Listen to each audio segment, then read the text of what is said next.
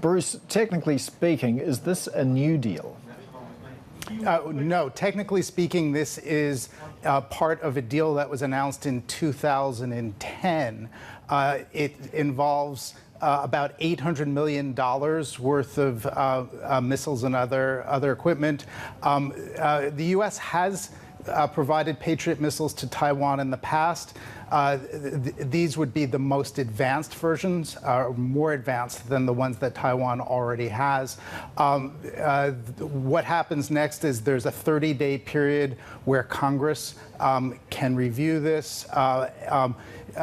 We have not yet heard from a reaction from China, but assuredly China will not be happy about this. They were extremely angry back in 2010 when the U.S. first announced this deal and suspended some military-to-military talks back then. We'll have to see how they respond this time. The U.S. has said that it thinks that China wants to have the capability of invading Taiwan by 2027.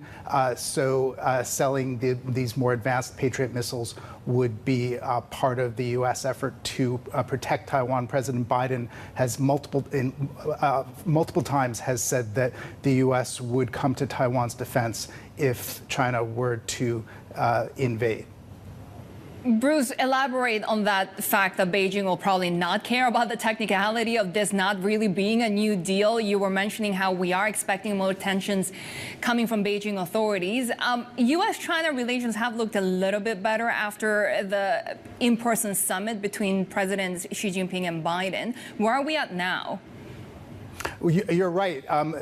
There has been something of a thaw, or at least we think so, between the two sides following that president-to-president meeting. However, as we know, there's nothing more sensitive for China than the issue of Taiwan. And with the visit earlier this year of House Speaker Nancy Pelosi to Taiwan and China's reaction to that, we see that Taiwan is a really hot button issue. And so even if relations have been on the mend, the fact that this has happened, that the U.S. is now going to be providing more advanced Patriot missiles to Taiwan, that certainly is going to complicate that narrative.